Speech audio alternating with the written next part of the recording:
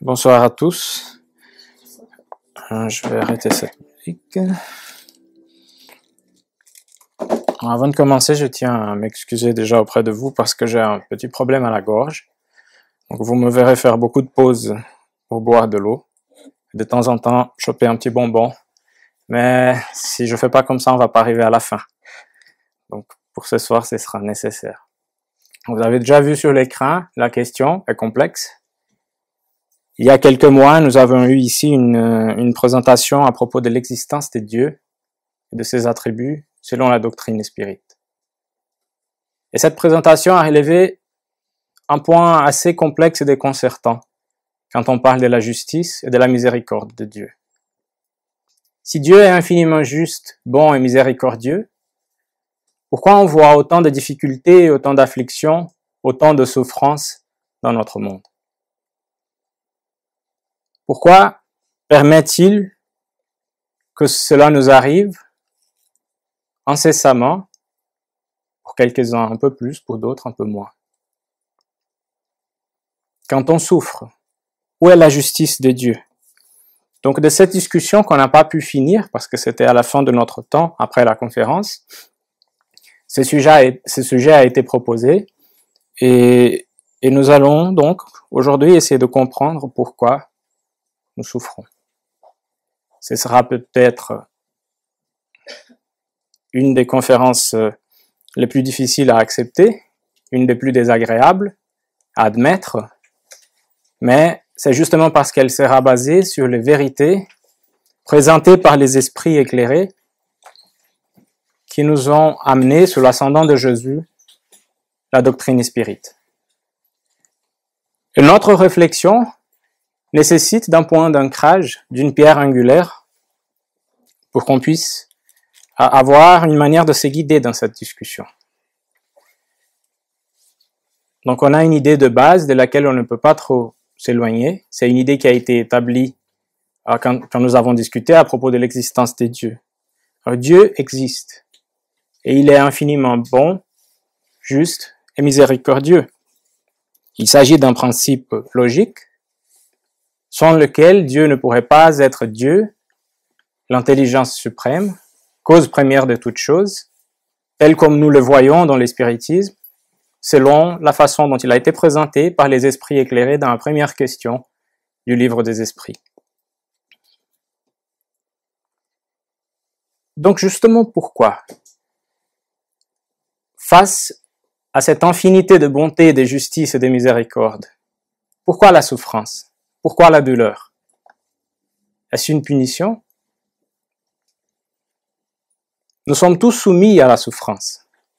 La souffrance touche à toutes les classes, peu importe le sexe, la position sociale, l'âge. Les afflictions concernent les femmes et les hommes, les riches, les pauvres, les jeunes et les vieux.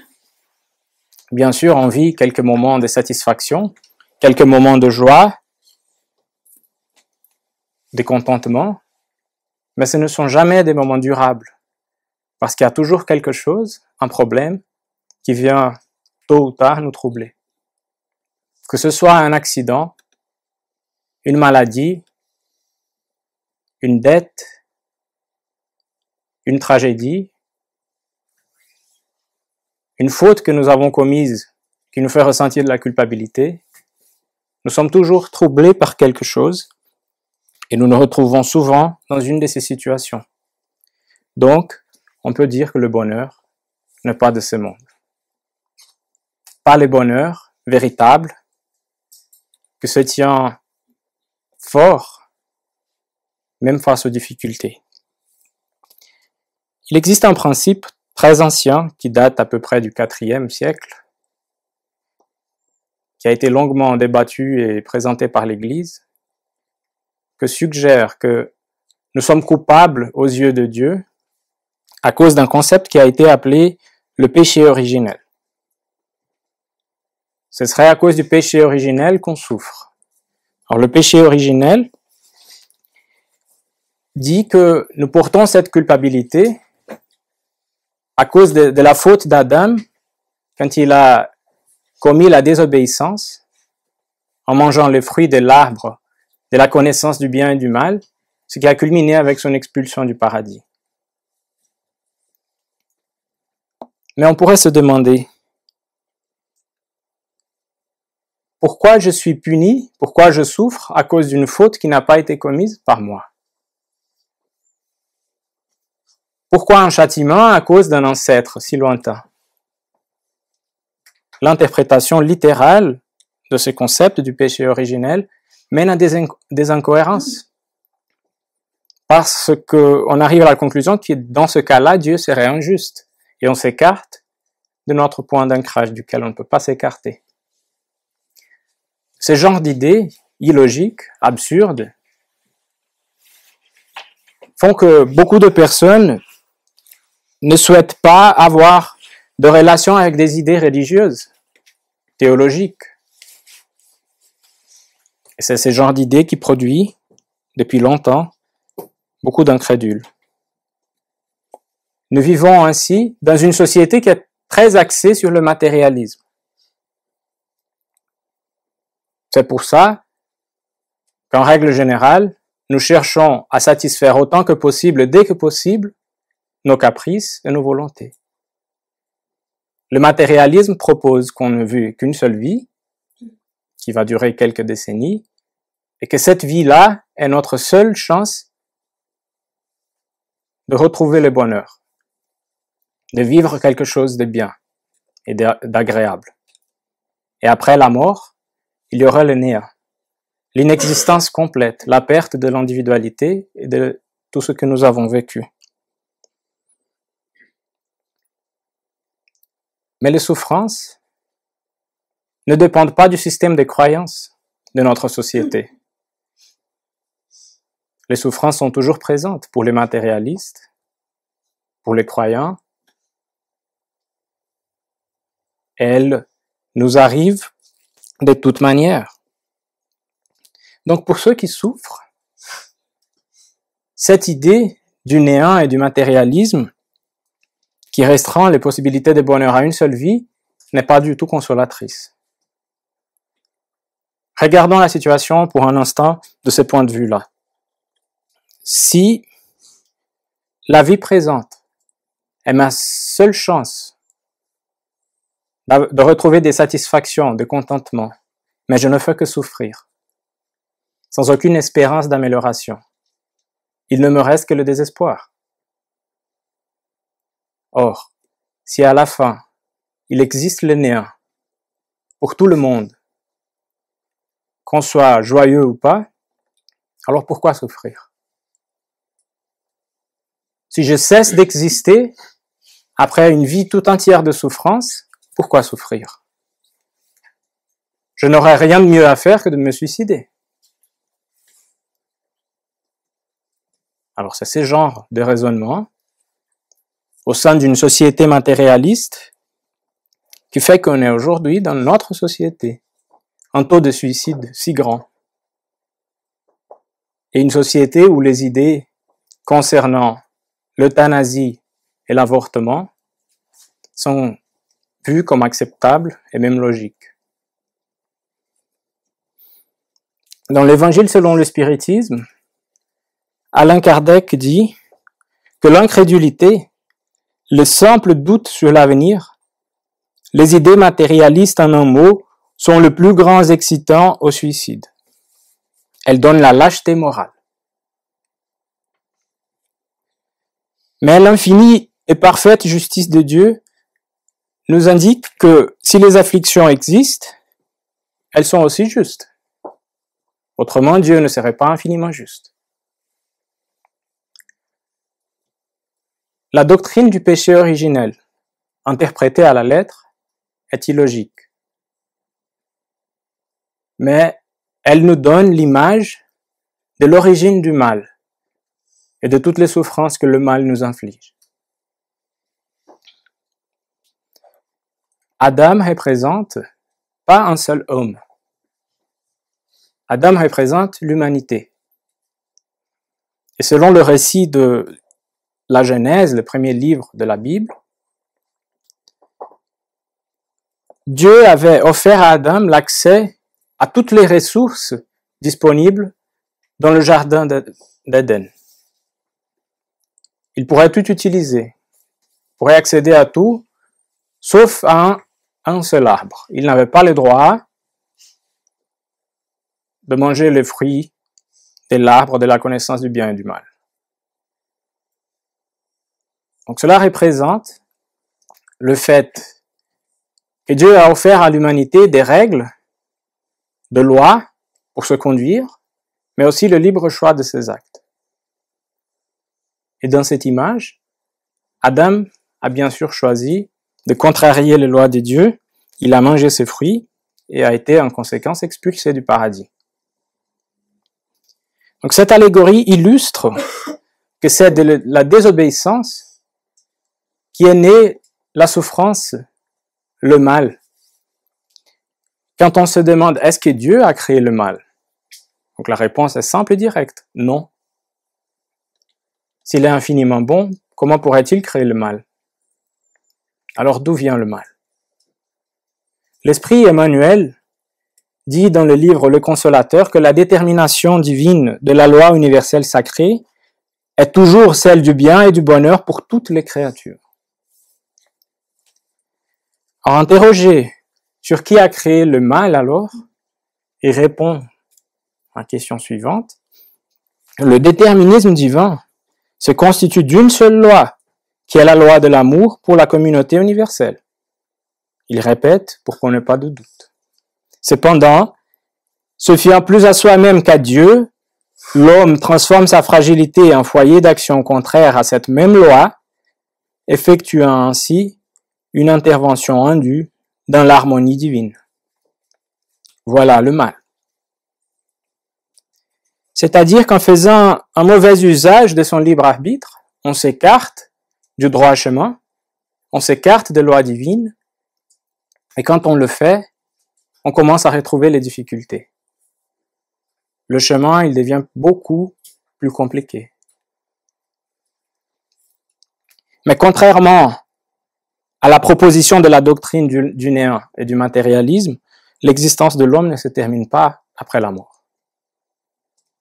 L'intuition nous le dit. Que si on souffre, on doit souffrir pour quelque chose.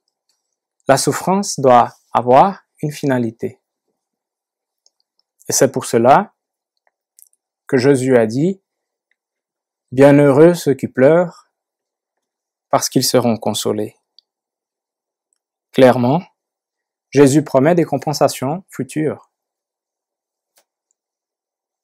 Quand il l'a dit, il s'adressait directement à des gens pauvres, humbles, des ouvriers, des pêcheurs, qui ne pourraient pas s'attendre à un gros améliorement de leur vie du jour au lendemain.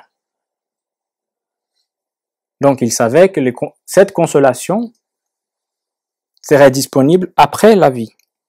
Et Jésus leur a donné ainsi la certitude de l'avenir après la mort. Et comme nous le savons et nous l'avons déjà vu ici, il y a des chercheurs non spirites qui arrivent à démontrer que après l'arrêt complet du fonctionnement du corps, dans les expériences de mort imminente, la conscience persiste. C'est-à-dire que l'âme survit, elle est immortelle. On pourrait encore se demander une autre chose. D'accord, on souffre pour être consolé et pour avoir des compensations. Mais pourquoi? Ou plus fondamentalement, on pourrait se demander pourquoi Dieu ne nous a pas créés déjà parfaits, libres de toutes les souffrances, de tout le mal, de toutes les erreurs. Mais dans ce cas-là, il faut se demander aussi que serions-nous? Des robots? Des automates, sans identité, sans avoir rien développé par soi-même, guidés entièrement par la volonté de Dieu, sans aucune individualité et surtout sans le mérite de notre perfection, qui aurait été quelque chose de gratuit. Dieu, dans sa sagesse infinie, a voulu que nous ayons le mérite de notre perfectionnement, de notre avancement. Et pour cela, il nous fait passer par l'expérience de la chair. De toute souffrance, on peut tirer un profit. On peut apprendre quelque chose et on peut grandir moralement, spirituellement. Peut-être que la conquête, on la verra pas dans cette vie, mais elle sera pour après. C'est justement ça. La souffrance est donc l'instrument nécessaire pour connaître les mérites de construire notre bonheur spirituel. Et cette foi à l'avenir peut être consolatrice.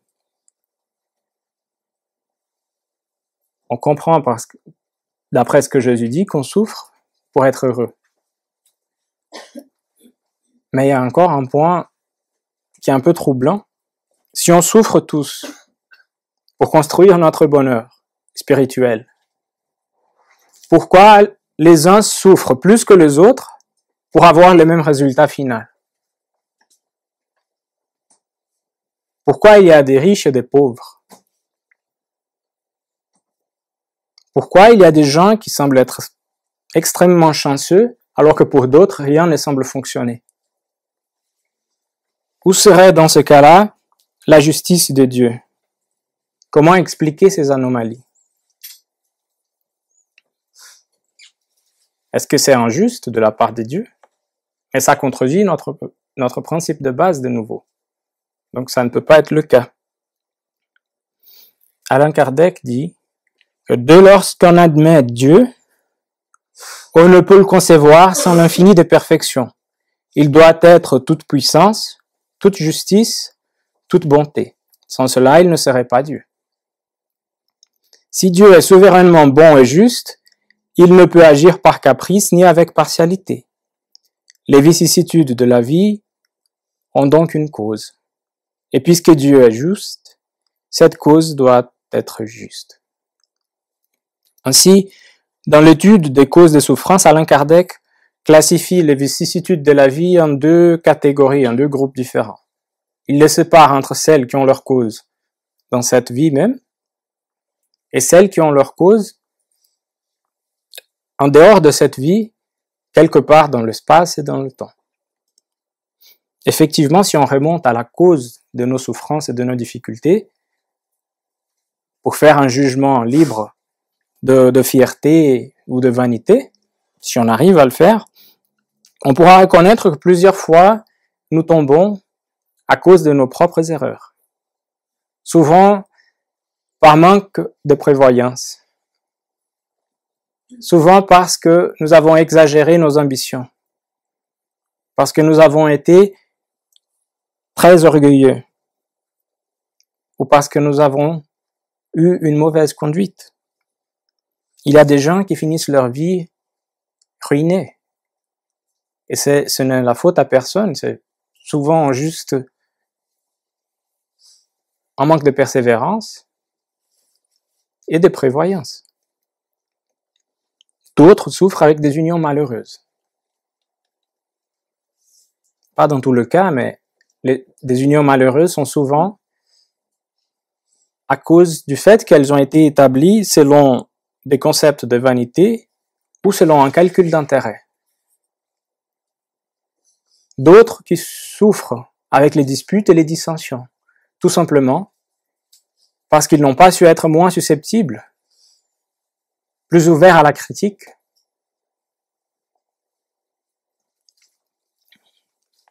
Il y a d'autres qui souffrent avec des maladies très lourdes, mais qui sont le résultat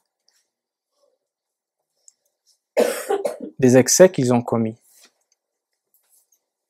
C'est très courant dans nos jours. Il y a encore des parents malheureux qui souffrent à cause de ce que leurs enfants sont devenus, mais qui arrivent à la fin de leur vie à reconnaître que cela est arrivé seulement parce qu'ils n'ont pas su être assez forts pour rediriger les mauvais penchants de ces enfants.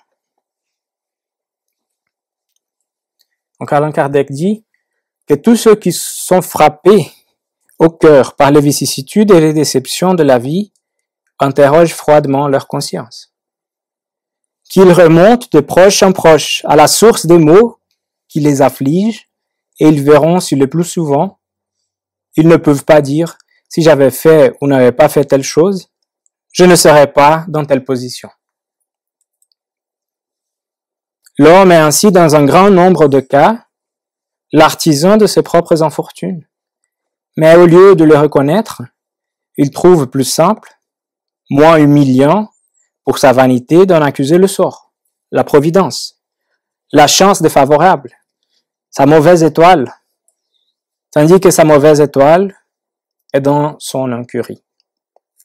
On voit donc que du moment où on s'améliore, il y a beaucoup de vicissitudes qu'on vit qui tendent à disparaître. Mais tant qu'on ne peut pas y arriver, la souffrance nous servira comme une alarme pour nous dire qu'on s'écarte trop de la loi divine. La souffrance nous apprend à faire la différence entre le bien et le mal. Donc, à travers la souffrance, on arrive à acquérir de l'expérience. Si je souffre de quelque chose et je connais sa cause, j'apprends que cette cause-là, cet acte que je fais, ne peut pas être une bonne chose. Sinon, il ne m'aurait pas fait du mal maintenant. Donc, je gagne de l'expérience, je fais la différence entre le bien et le mal, et ça me permet de réadapter ma conduite à travers un effort qui n'est pas toujours facile, mais ça me permet de mieux conformer ma conduite aux lois divines. Et ça, on le comprend assez bien. Sauf que quand on fait une évaluation de sa propre vie, souvent on ne va pas retrouver la cause de nos souffrances. Même si on fait cette évaluation libre d'orgueil et de vanité.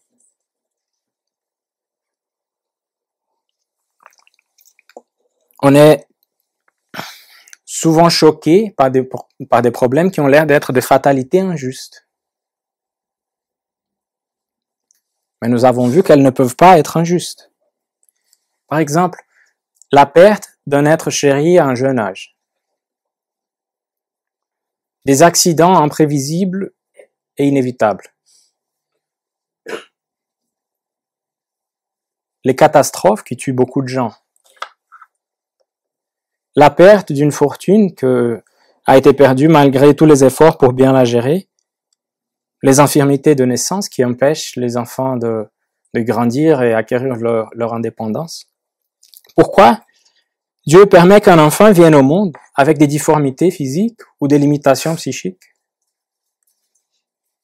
Pourquoi la nature, qui a une si belle création divine, produit des phénomènes extrêmement lourds tels que les tremblements de terre, les tsunamis qui tuent des milliers de personnes? Pourquoi des centaines de gens apparemment innocentes meurent dans un crash d'avion ou dans un accident de train alors qu'ils n'ont rien fait? Pourquoi Dieu permet la mort d'un enfant apparemment parfait qui avait une vie toute pleine de joie, de réussite devant soi?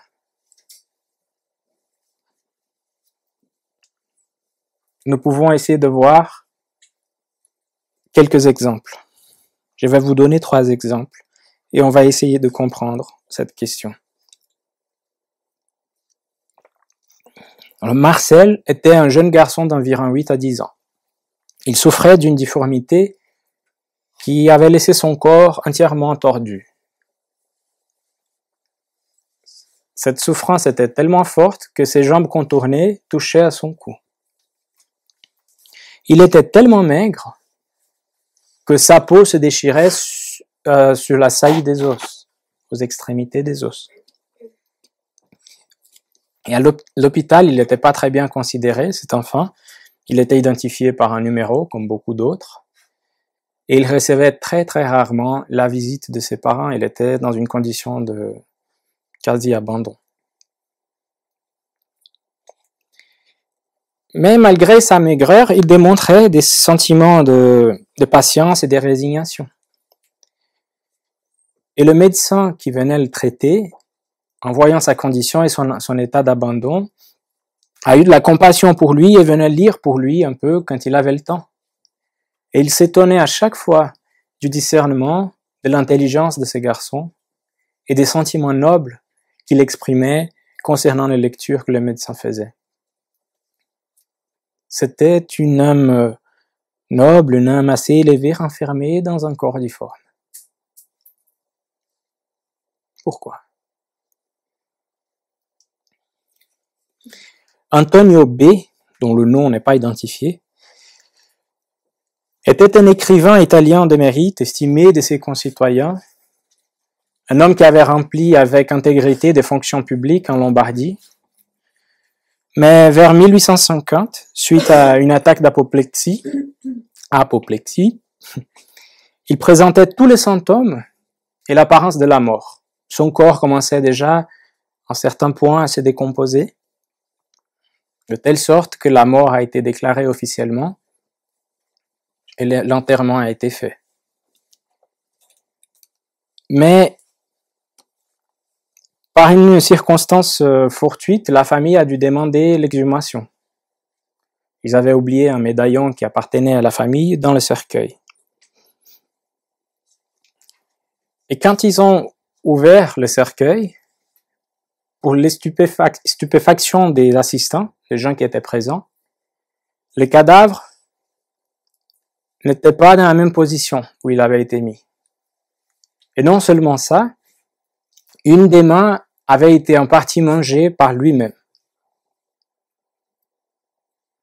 Or, il ne restait pas de doute qu'Antonio avait été enterré vivant. Et non seulement il a subi l'horreur de l'étouffement, mais avant de s'étouffer complètement et mourir, il a souffert avec la faim, à un tel point qu'il a mangé une partie de sa main. Pourquoi? Antonio était un homme juste, qui agissait avec intégrité toujours, apprécié de tout le monde. Anna Bitter était une petite fille sur laquelle son père concentrait ses seules affections alors qu'il n'avait pas beaucoup de respect pour les autres. Monsieur Bitter était de ceux qui croient vaguement, qui ne s'inquiètent pas des dieux ni de l'avenir. Il était un homme égoïste, orgueilleux et capable de sacrifier sans scrupule les intérêts d'autrui à son profit. Anna était l'unique et seule personne qu'il savait aimer et qu'il avait encore au monde. À part Anna, il n'avait plus personne, mais sa fille était malade.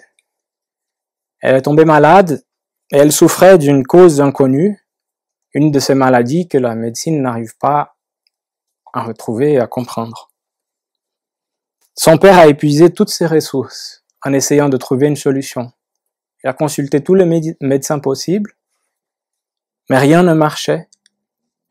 Ce qui l'a fait conclure qu'il ne restait aucun espoir, et ça le rendait encore plus aigri, plus amer et révolté contre Dieu.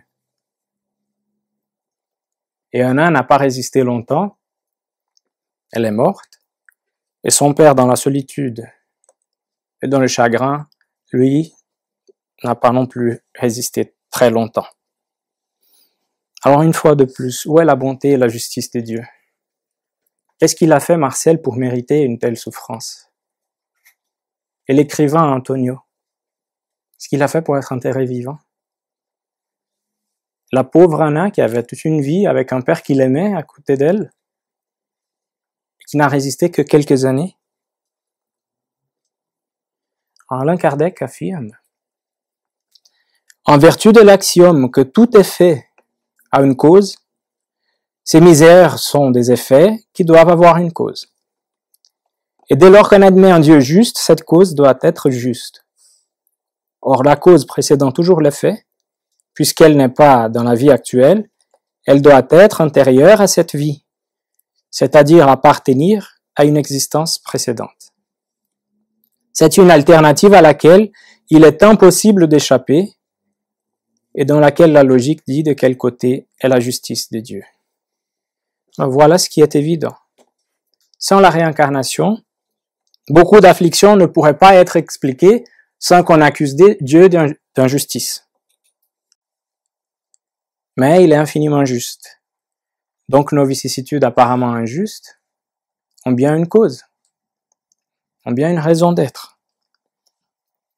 Elles ont leur cause dans la pratique d'une déviation quelconque à la loi des dieux, quand on a vécu une autre vie, une autre réincarnation, précédente à la réincarnation présente. Et la réincarnation n'est pas un dogme arbitraire. La logique dit qu'elle doit être vraie. Et là aussi, nous avons plusieurs chercheurs qui ont déjà trouvé des évidences claires de la réincarnation et qui l'ont publié dans différents articles, livres. Ce sont des centaines, des milliers de cas pour prouver cela. Et d'une vie à l'autre, on observe l'action d'une loi de la nature qui est la loi d'action et réaction, ou la loi de cause à effet. De la même manière qu'un agriculteur qui sème du blé ne peut pas s'attendre à récolter du maïs, celui qui sème les mauvais sentiments, la déviation de loi divine, les disputes, les dissensions, la douleur,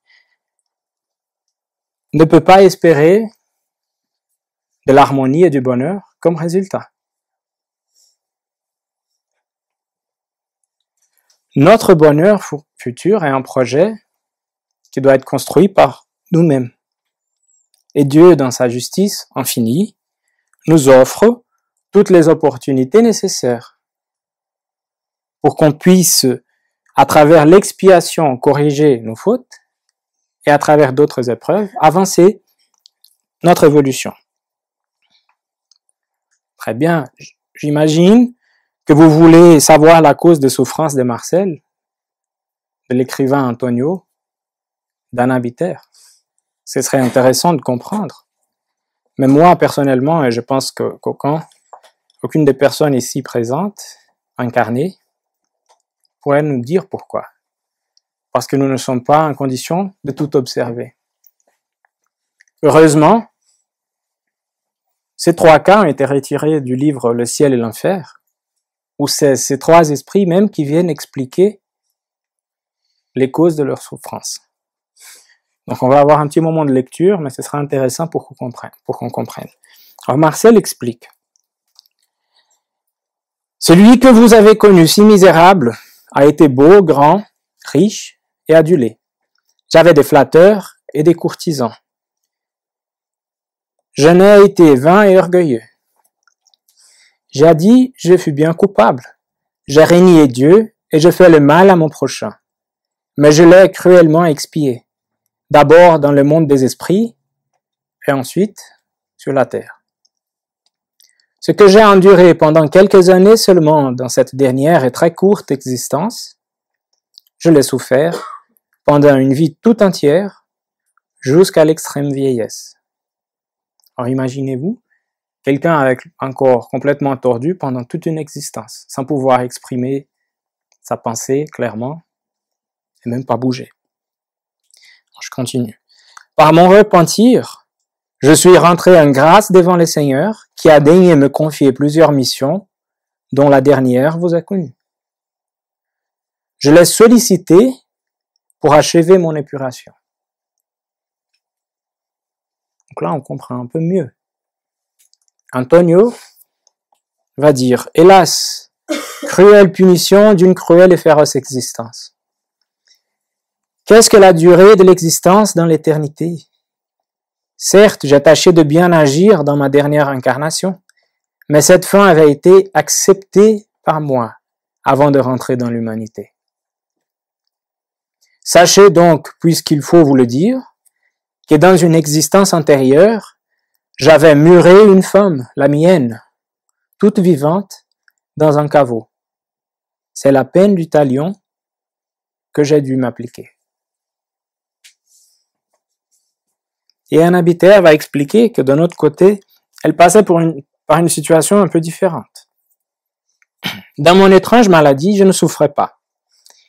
J'étais plutôt un instrument d'épreuve pour mon père, car il souffrait plus de me voir en cet état que je ne souffrais moi-même. J'étais résigné et il ne l'était pas. Il n'y a en lui qu'un germe de foi étouffé par les intérêts du monde, et que de nouvelles épreuves plus terribles pourront seules développer.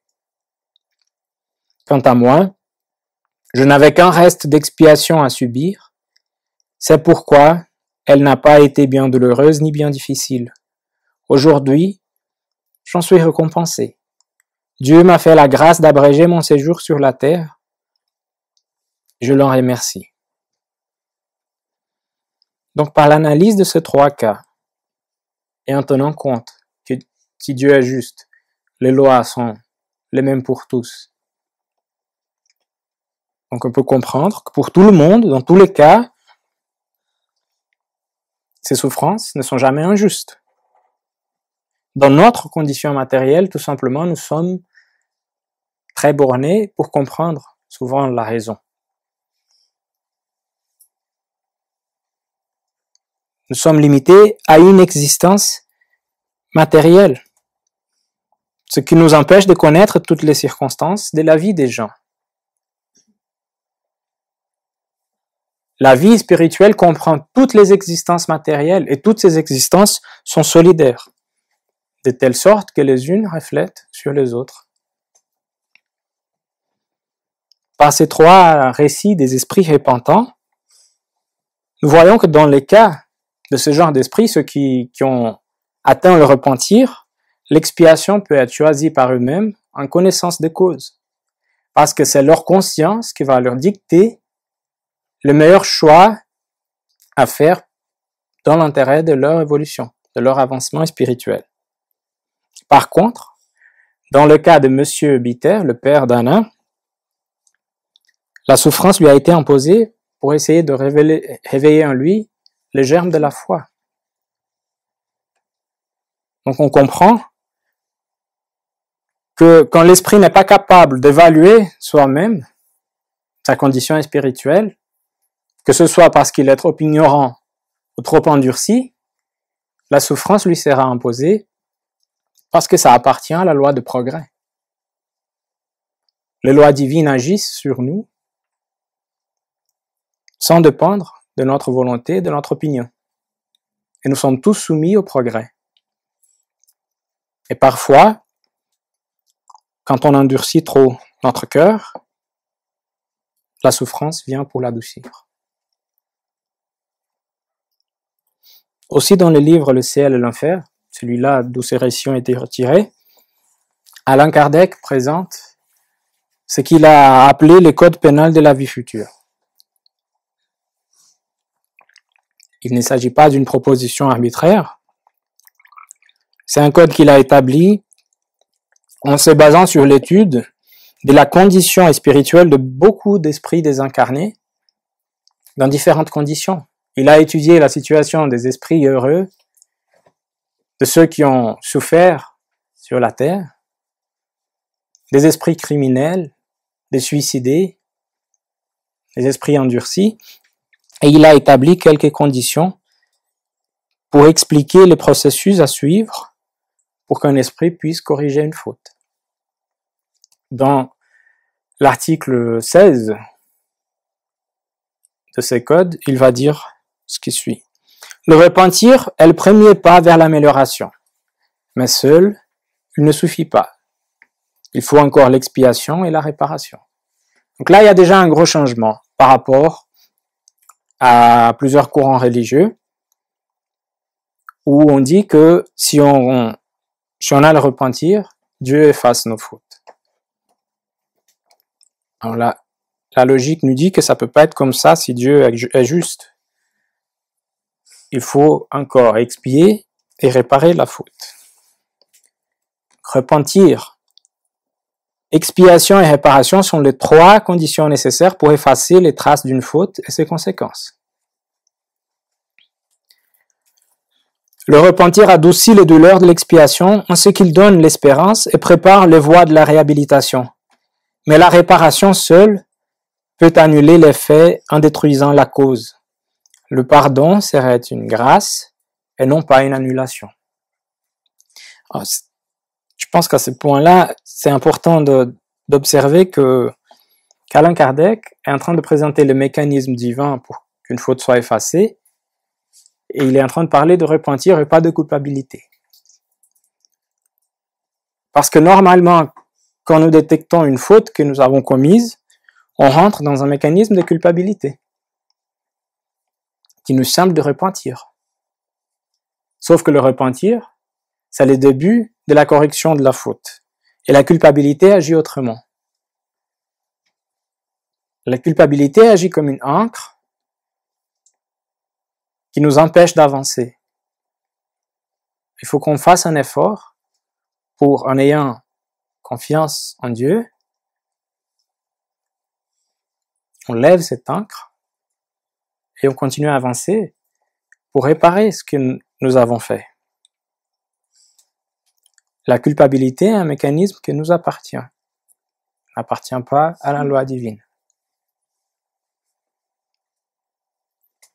Tant que nous nous concentrons sur le fait que nous sommes coupables de quelque chose, nous nous mettons indirectement dans la position de victime de nous-mêmes.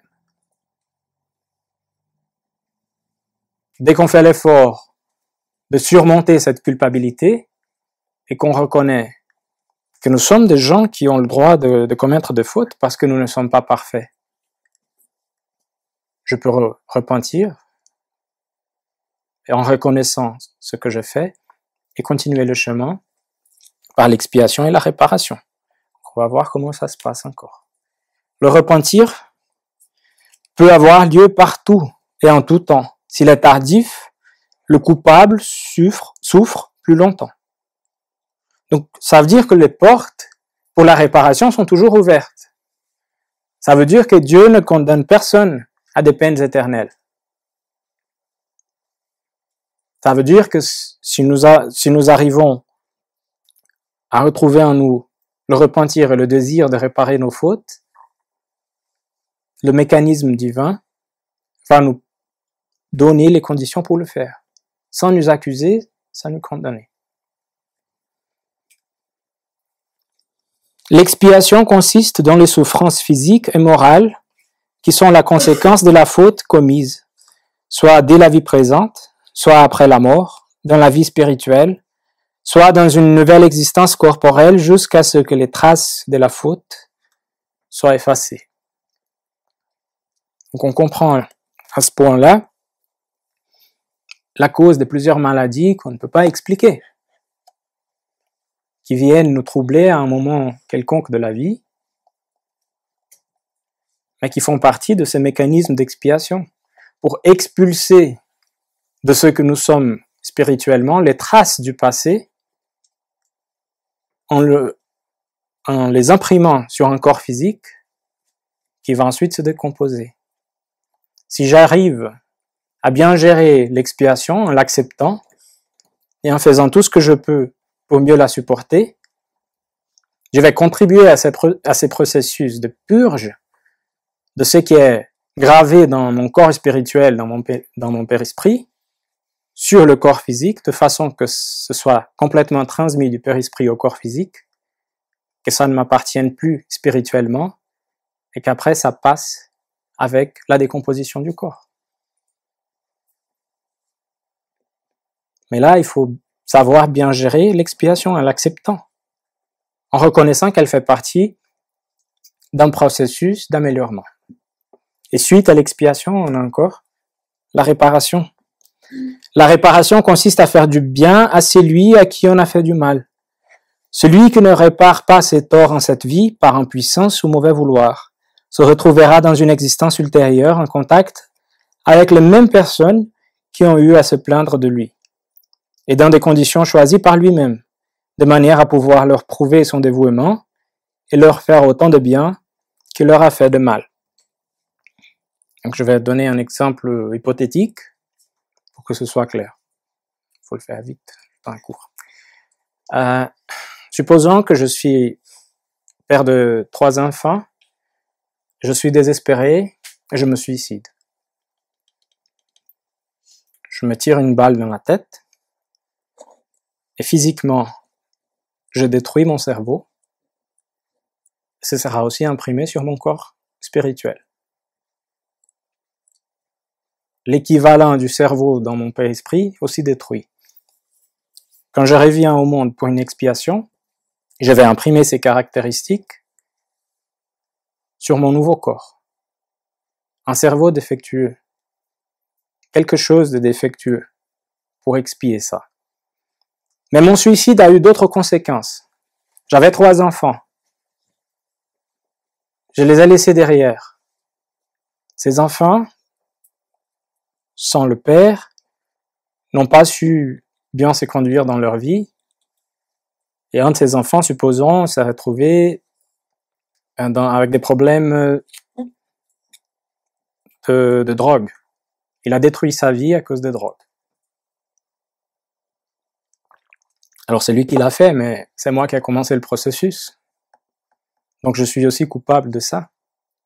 Et là, ce n'est plus l'expiation, mais je vais devoir l'aider à réparer ce que j'ai commencé à créer pour lui, en revenant pour vivre avec lui de nouveau, peut-être pas dans la condition de père et fils, mais dans une autre, pour lui montrer un dévouement que j'ai pas su lui consacrer avant, pour l'aider à revenir dans le droit chemin. Et ça, je dois le faire avec chaque personne sur qui ma faute a eu une conséquence. C'est ça la réparation.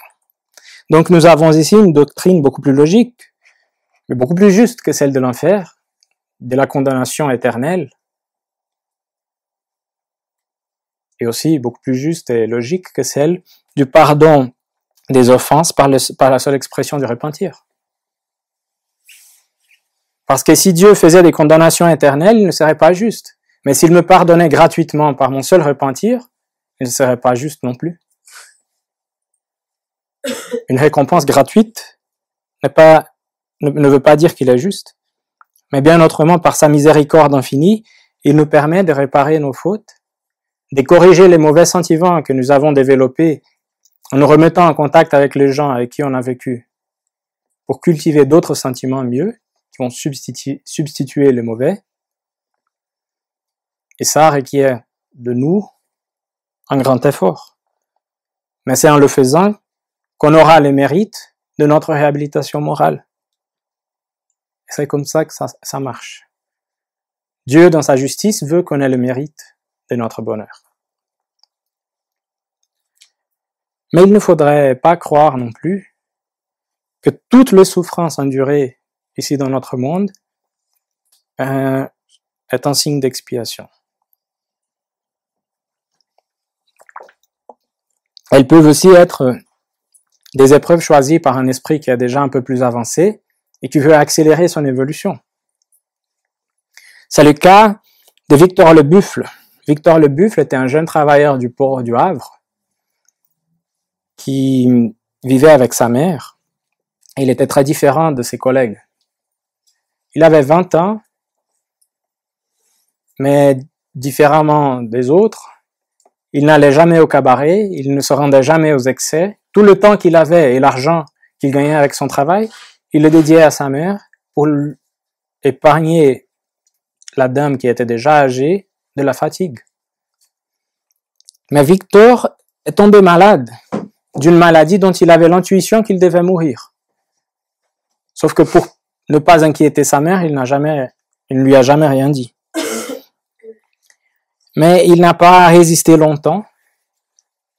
Et après quelque temps, il est mort. Et il est revenu plus tard pour donner une communication médiumnique pour expliquer. Et dans cette communication, il glorifie les souffrances qu'il a dû endurer. Il dit « Ne comptez pour rien les souffrances et les angoisses, car elles sont la source des bénédictions et des bonheurs au-delà de la tombe. Du bonheur, vous ne comprenez pas ce que ces mots signifient. Les bonheurs de la terre sont si loin de ce que nous éprouvons lorsque nous nous retournons vers le Maître avec une conscience pure, avec la confiance du serviteur qui a bien fait son devoir et qui attend plein de joie l'assentiment de celui qui est tout. » Et un esprit guide vient expliquer ensuite que effectivement Victor n'avait rien à expier en ce moment-là de sa vie spirituelle, mais il avait deux petites missions.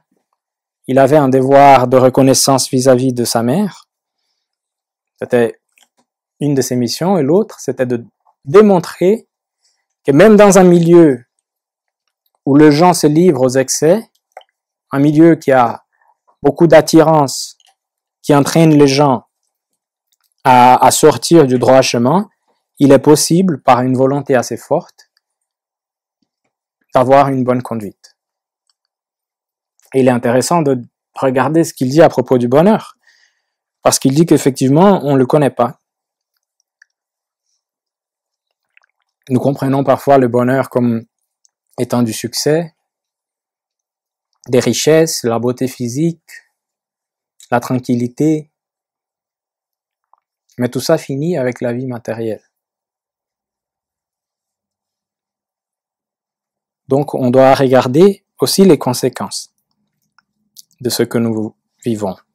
C'est ce qui dit l'esprit Delphine de Girardin dans l'Évangile selon le spiritisme. Pour juger une cause, il faut donc en voir la suite. C'est ainsi que pour apprécier ce qui est réellement heureux ou malheureux pour l'homme, il faut se transporter au-delà de cette vie, parce que c'est là que les conséquences s'en font sentir. Or, tout ce qu'il appelle malheur selon sa courte vue, cesse avec la vie et trouve sa compensation dans la vie future. Et maintenant, elle va présenter les malheurs avec une toute autre face. Les malheurs, c'est la joie, c'est le plaisir, c'est les bruits, c'est la vaine agitation, c'est la folle satisfaction de la vanité qui font taire la conscience, qui compriment l'action de la pensée, qui étourdissent l'homme sur son avenir. Les malheurs, c'est l'opium de l'oubli que vous appelez de tous vos voeux. Et ce qu'elle dit est assez bouleversant parce qu'elle présente les malheurs avec les caractéristiques de ce qu'on considère souvent le bonheur, parce qu'on ne regarde pas les conséquences. Donc cet esprit nous aide à comprendre que face aux vicissitudes de la vie, il faut envisager la finalité de la souffrance. C'est-à-dire qu'il ne suffit pas de se concentrer sur les causes et de tomber dans un mécanisme de culpabilité. Il faut regarder l'avenir. Bien sûr, il est important de comprendre pourquoi nous souffrons, parce que ça nous aide à moins souffrir. Celui qui ne sait pas pourquoi il souffre doublement. Une fois par la souffrance en soi, et une fois par le manque de compréhension et l'état de désarroi dans lequel il tombe souvent. C'était le cas, par exemple, du père d'Anna Bitter, dont on a vu le cas ici. Donc, le spiritisme nous aide ainsi à soulager nos souffrances et à comprendre qu'elles ont un but noble. Et cette compréhension nous permet de fortifier notre foi en Dieu, de gagner ainsi du courage et de la résignation, mais pas une résignation qui signifie un désistement, un abandon des situations de la vie, une résignation qui nous donne de la force et de l'espoir pour essayer de surmonter toutes les difficultés. Ça ne veut pas dire qu'en ayant cette compréhension, souffrir devient facile et banal. La souffrance et les vicissitudes nous sont encore nécessaires et elles seront souvent difficiles à endurer. Mais c'est justement en bien les supportant qu'on arrivera à expier nos fautes et à construire notre bonheur futur. C'est pour ça que Jésus a dit « Bienheureux ceux qui pleurent parce qu'ils seront consolés ». Il n'a jamais dit « Bienheureux ceux qui pleurent et accusent Dieu d'injustice ». Bienheureux ceux qui pleurent et tombent dans le désarroi. Bienheureux ceux que se désespèrent. C'est pour ça qu'on dit qu'il faut bien savoir supporter les difficultés. On a le droit de trouver que c'est difficile. Mais on doit avoir confiance en Dieu aussi pour savoir que c'est ainsi que nous allons expier nos erreurs et surmonter aussi les épreuves, souvent choisies par nous-mêmes. Et à partir de là, nous commençons à construire avec les souffrances, qui sont les outils, l'œuvre finale, qui est notre bonheur, le vrai bonheur spirituel, vécu avec bonne conscience, qui nous permet de nous regarder les yeux dans les yeux, comme des frères et des sœurs, les enfants de Dieu, notre Créateur. Je vous remercie de votre attention. On n'a plus de temps. De toute façon, on est arrivé à la fin. C'est ce que j'avais à vous dire. Et on va maintenant... Est-ce que quelqu'un veut faire une petite question, vite fait?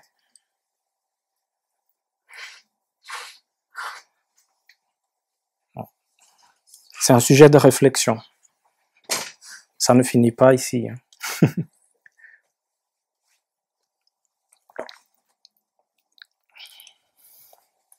On va faire notre prière.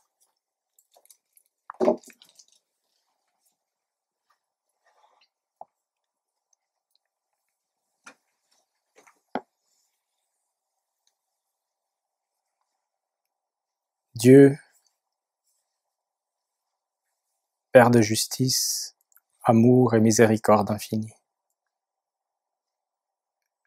nous te remercions pour cette opportunité qui nous a été offerte de mieux comprendre non seulement les causes de nos difficultés et de nos afflictions, mais aussi de comprendre leur finalité, leur rôle dans la construction de notre bonheur, de notre avancement. Nous remercions à Jésus et aux esprits amis qui sont ici présents, de leur présence, de leur soutien,